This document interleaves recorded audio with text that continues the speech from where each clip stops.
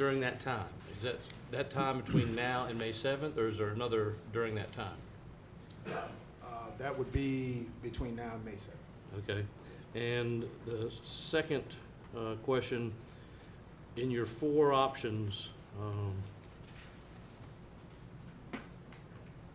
in number 2, you said if we abolish the health department, and I don't like the word abolish, if we disband or something, if that's a better word, but if we eliminate the current health board, you said we had to have a health advisory committee, just like was mentioned earlier, that's indicative and reflective of the current one. Yes, sir. Is that in reflective of what, in number? Would it be the same size, or is it just if they It have is- specific It's in memberships?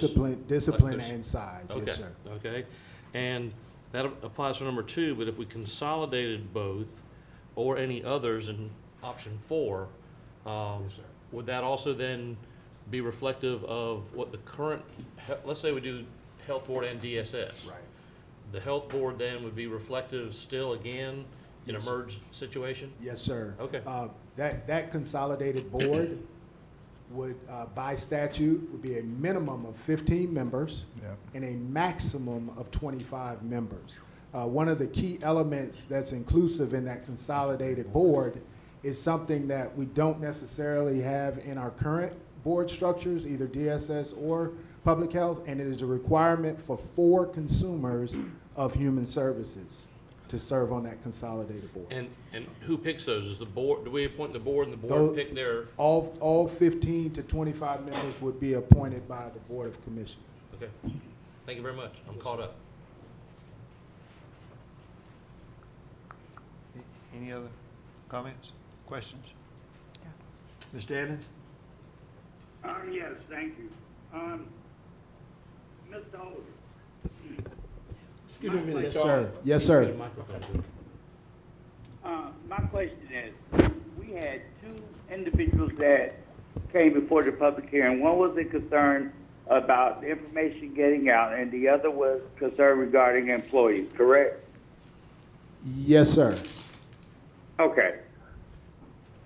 I have a concern as Ms. Baker has. The information that was put out, apparently it wasn't distributed enough for this public hearing tonight. I think that if we are really looking for citizen input, that staff should organize community meetings and go to various communities and present this issue to them and get input from those individuals in their communities. It has been done before regarding some other issues, and I think this issue is important enough, very important enough, that we need to really seek the input of the citizens and inform them of what our intentions may be or what we're thinking about doing regarding this health issue. And I was just concerned, I was just concerned as to what do you think about that, sir? Well, I personally always think that citizen input is critical into any decision-making process and can definitely inform the board on the sentiment of the public. I will note that as a requirement of the law that in addition to online posting, that the advertisement for the public hearing was posted in the Fayetteville Observer. There is a requirement by statute that it be placed in a newspaper in general circulation in the county. That was done, but that certainly does not mean that further outreach efforts cannot be undertaken.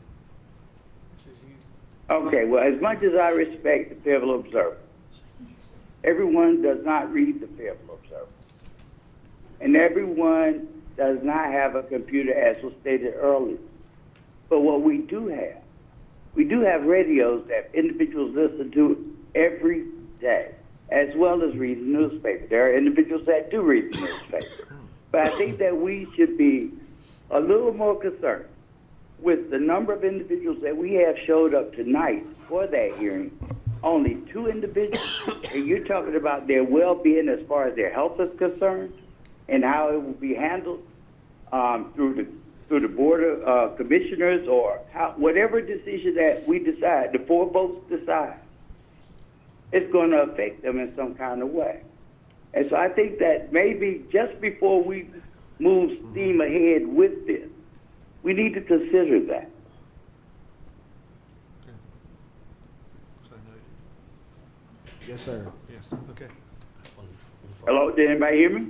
Yes. Yes, sir. Yeah. He said, In fact- okay. Yeah. In fact, I'd like to piggyback on what Commissioner Evans just said a little bit. Is there any communication, and this is for Judge Steele, in place where current employees, current patients, you know, there's a network online that we could use that also, people that are already receiving services at both the health department and or DSS, if they have computers, I don't know what we do on an intake. Do we ask for an email? Is there an email option on? I mean, I just don't know, but I agree with him. We definitely have ways of contacting. Okay. Well, I saw Judge Steele cringing when he said we need to send out more papers and do more papers. He was cringing when he started. Nobody has computers, and Yeah, I think that we can definitely do some more outreach. okay. We did have the opportunity on last week to be on one of the local radio stations. I did WIDU. I did take the opportunity to announce it during that time. Again, that doesn't mean everyone heard it, but we can definitely undertake additional efforts. Thank you, sir. Thank you. At this time, we're still at items of business. Ms. County Manager, consideration of March 1st. You got it. Yes, sir. Item 4A is consideration of our March 1st, 2018 Finance Committee recommendation on current expense funding for the Cumberland County School System. Since some time has passed since March 1st, I thought it might be helpful if our Assistant Manager, Ms. Cardinale, provided a preview of some information that has been presented over a series of Finance Committee meetings from November through March. Okay. Welcome. Thank you. Thank Thank you. you. Good evening, Board of Commissioners. What you have before you tonight is a recommendation from the Finance Committee for the full board's consideration. At the March 1 meeting, the committee voted 2-1 to fund the Cumberland County School System at a rate of $1,575 per allotted average daily membership for fiscal years 2019, 20, and 21. The current expense funding agreement expires this June 30th. The Finance Committee, as Ms. Cannon stated, considered this topic over 3 different meetings beginning in the fall of 2017 through March of this year. A lot of data was presented to the committee to include the historical enrollment for the school system, the annual funding from the county to the school system, the unassigned fund balance that is being held within the school system, and the per pupil funding with contiguous counties. And as you will note from this slide, the $1,575 ADM allotment would be higher than most of our surrounding counties, with Moore County being the exception. The current agreement is tied to the tax rate, so it provides 34.06 cents of the tax rate to be allocated to the school system. Based on that formula, the funding for the current fiscal year would have been just over $76 million. The current agreement did allow for an adjustment for revaluation, which resulted in an allocation of just over $80.3 million. If that adjustment for revaluation was extended beyond the revaluation year, the tax rate allocation would have to increase from 34.06 cents to 36 cents to produce the same dollars. For FY 2019, under the current agreement, the allocation would be based on 34.06 cents of the tax rate. And based on the values that we had as of March of this year, that formula would result in an allocation in 2019 of just over $77.1 million. The option being brought forward to the board from the Finance Committee was based on the FY17 allocation of $79.4 million and creates a formula derived by applying the allotted ADM to the FY17 allocation.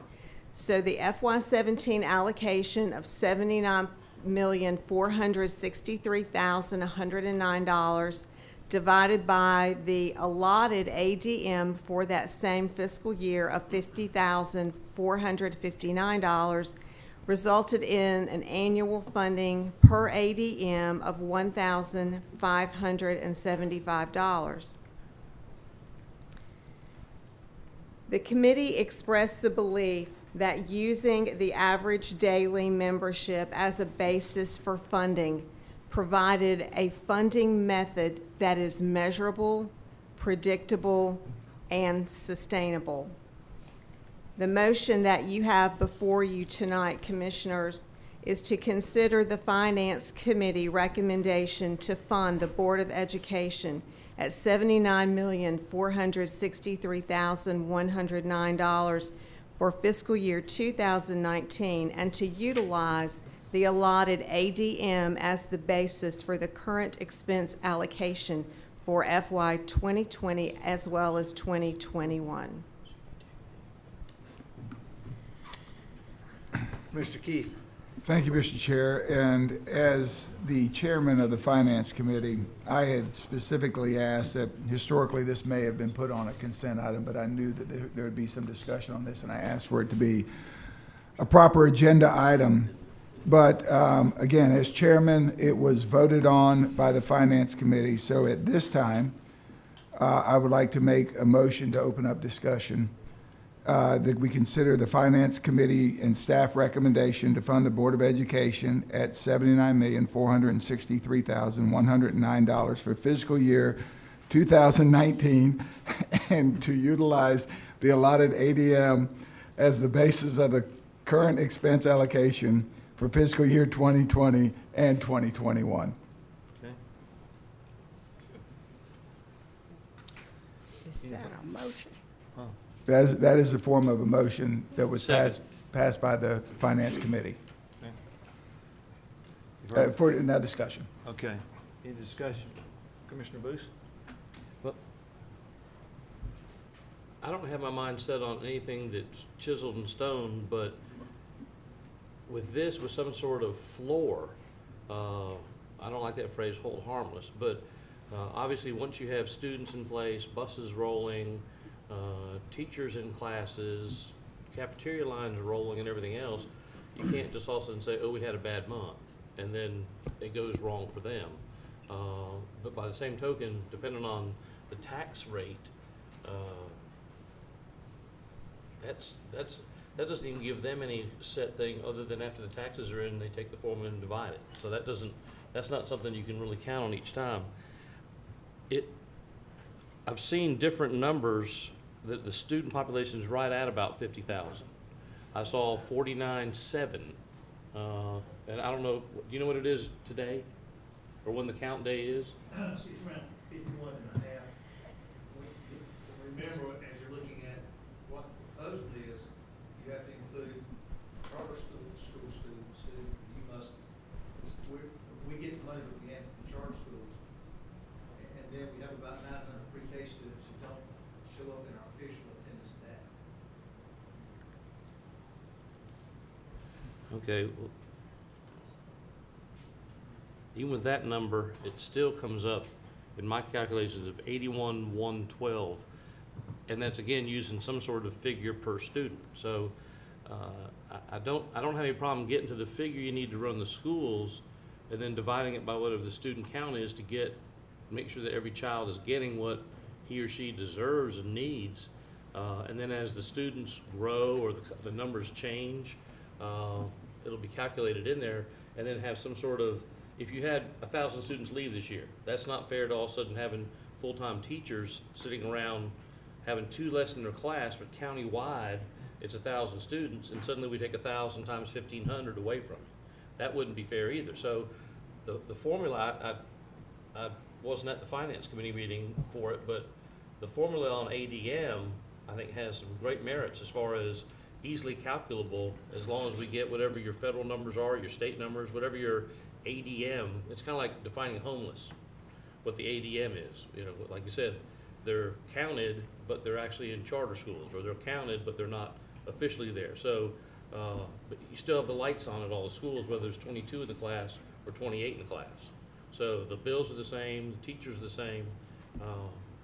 So I thank the finance committee for, bringing this forward, and that's my discussion on it.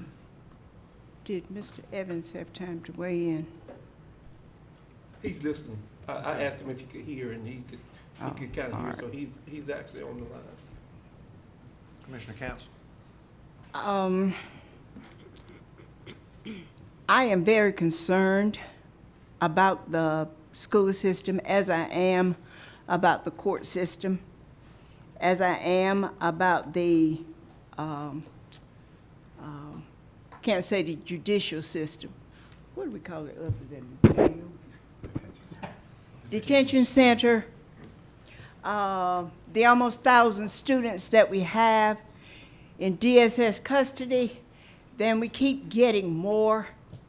The students that we have all the way up to Mecklenburg County that we have got to fund and send to the doctor and let them have court appearances, bring them back. I'm concerned about Fayetteville Technical Community College, which also has needs.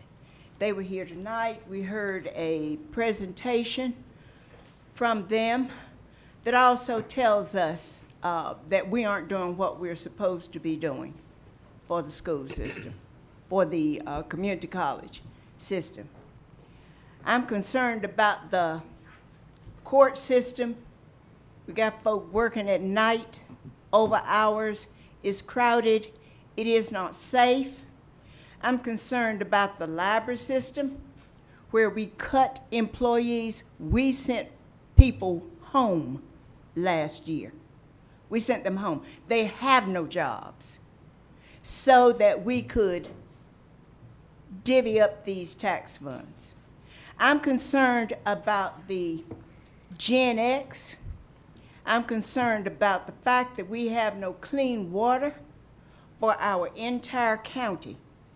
I'm concerned about the health department and the fact that we don't even have school nurses to address all of the problems that we find in the school system.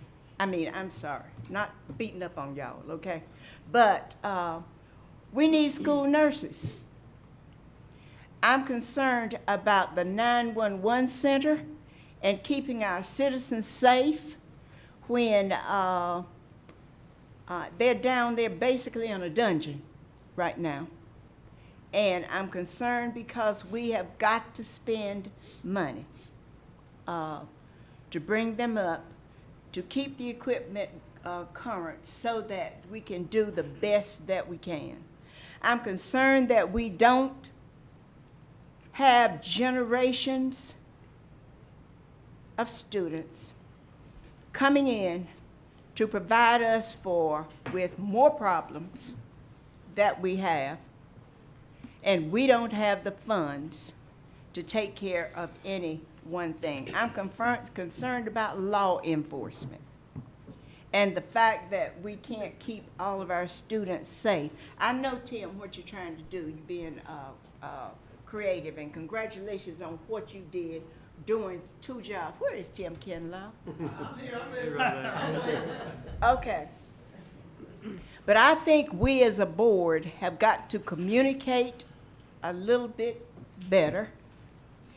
We've got to collaborate a little bit more, and we've got to come to consensus about what we're going to do with our future. We've got to do more with less. Every time we raise our hands, we make somebody upset because we're not doing what they think we ought to do. We sit in a hard place, between a rock and a hard place. We have employees who have not had a cost of living raise or a decent raise in the last, I don't know how many years. Some departments we can't even keep staffed because we can't pay money. I'm taking a point of personal privilege because I have shut up, and a lot of times I had things to say. I wanted to preach a sermon and I didn't. I've got years of being concerned about children, and I told you that whenever I was sworn in as a commissioner on August the 7th of 2000, that I was concerned about the youngest among us and the elderly. If we took care of them, we would get most of the people in between. There is no way that I can, okay, I'm coming down now, I'm winding down. I need some help. I need the correct language, not to slap my brother in the face for his motion, but I want to send it back to the Finance Committee so that we can get some more information about what is splitting us here. And I want to make a substitute motion to send it back to the Finance Committee without killing his motion. Can I do that? Yes, you just have to vote on sequentially yours and then the original Wait a motion. minute, what did you say? You vote on, you may have to vote on both of them. In other words, if your motion didn't pass, then you go back to Mr. Keith's If motion. my motion doesn't pass, Yes, ma'am. okay. I want, I don't know whether I'm done or not. You getting ready to say you would take it? Let's just see. All right, I want, okay. All right, Commissioner Keith. Thank you, thank you. Oh, okay. Oh, wait, You're right. I'm on number two. No, Go ahead. please, You're fine. first call. Well, I will second Commissioner Council's motion because it has to have a second just for the discussion purposes. And I'll do that to make sure that that's done. And my colleagues here will know that I'm one of the proponents for the ADM. I have always been that way. I've talked about that. But it also, you know, it's not about cutting money to the school system or any of that. I've had 5 kids come through the school system. They've all done well. I sat as chair last year when we had a very tough budget season and had to raise taxes on the back of citizens here in Cumberland County. And it was not a fun thing to do. The finance and Melissa and all those and staff had a tough time cutting people and cutting programs. At the same time, some of the folk that we gave money to gave bonuses and raises to their people. And that just did not sit well with me throughout this community. But that happened at a number of levels. And even today, I think Dr. King, when he asked for his money, said part of that would be a 3% increase. And that was more than I think I got maybe 1% because we only did 2% in the second half of the year. And I think that the luxury of sitting here is that we get to see the whole picture. I understand everybody that comes here is going to advocate for themselves, and they have a fiduciary duty to do that. And I understand that. And they ought to advocate hard. They ought to call me. They ought to beat me over the head. That's fine. But at the end of the day, as I think Commissioner Council eloquently said, is we have to look at the whole picture. And that's this entire county and what's best for this entire county. That being said, Commissioner, because I was one of the yes votes at the Finance Committee, but again, I do hear folk, and I think Superintendent Kinlaw made it abundantly clear to me, even as we were doing the ADM, that if they lose 50 kids, it's not 50 kids at every school, it's throughout the school system, so it really doesn't lower what you do in any particular school. The expense is still there because it's spread out across the system. So I did hear you. And so that was kind of after I voted on this. And so I believe in terms of some of the conversations that I've had, I still am at ADM, but I do believe we may need to set a floor so that if there is a decrease, if it's an increase, they get more money. If there is a decrease, that it will be offset by a floor that's set, whatever that percentage may be, because they have to budget. So in listening to all of that, I'm in agreement, and I still would like the motion that we have in front of us, but if we talk about a floor in the ADM and everybody comes along, I am not opposed to sending it back to the finance if we can work that out. It is about collaboration. It is about working with all of our partners in this community. Commissioner Fairclough. Thank you, Mr. Chairman. As a member of the Finance Committee and one who voted in the minority against the recommendation of the Finance Committee, I don't object to the amount. In fact, I was just trying to do the math here a little bit, and I don't have a problem with the $79,463, $79,463,109, which is what the ADM amount would translate to. I just don't like the means of getting to an ADM number and using that, because I believe if our enrollment continues to decline in the school system, you know, you can't lop off pieces of buildings and do this every time the student population changes. So what I advocate, and what I tried to advocate in the Finance Committee meeting originally, was to just decide what amount we can give and tie that to a tax rate amount. And based on just a quick calculation, that figure, that 79 million, translates to 35.07 cents. Y'all check my math on that if you will, or whatever that turns out to be. If 3406 will yield 77 million, 77,171,516, then to get to the 79, you would need 35.07 cents. And that's just what, that to me is just a simple way of going forward. And then as the tax base expands, it gives more money to the schools, which is what we've done every year since we started this in 2004, was it 2002? 3 and 4, yeah. I remember it was being talked about in my previous life as a commissioner, trying to get to something like that, and it came to fruition while I was on hiatus. But in any case, that's what I advocate, and not disrespecting your motion, Ms. Council, but if it goes back to the Finance Committee, I don't know what's going to accomplish. If we've got two that are on ADM and me against ADM, that's still 2-1. It's going to come back with an ADM motion again. So for that reason, I don't see the reason to. I don't know what can be accomplished.